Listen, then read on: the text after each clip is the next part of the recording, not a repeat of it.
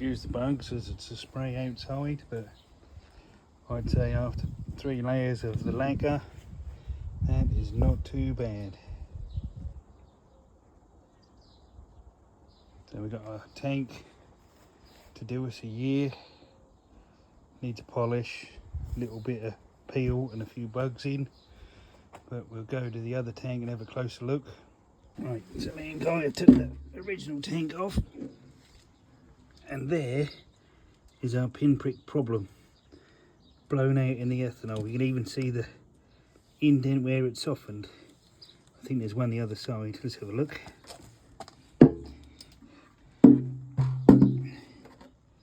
No, I think the other side was all right.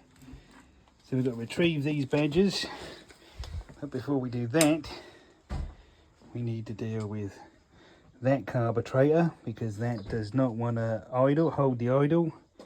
We've kept the curve in our lovely stainless Fred Williams tank strap, and we need to have a look at that wheel.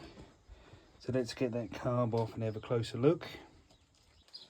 Whilst we're on it, the AJS for this year has had a new battery, had the clutch separated, had a good battery charge, and has now decided that she doesn't want to go much more than half throttle, so that carburetor is going to have to come off as well.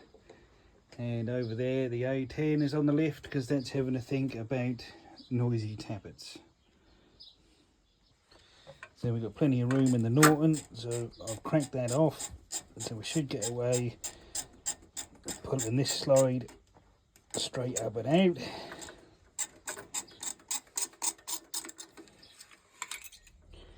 And you should be able to see through here somewhere. There.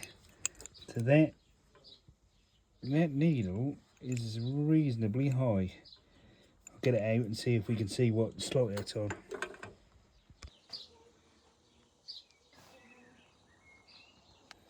So a bit hard to see, but that is on the 3rd notch. I shall move it to the 4th. Then on this twin carbs, that one is always a pain to get to, but I've got it loosened off, and I am going to take that off and take this with it, and then we'll undo this and have a bit more of a look.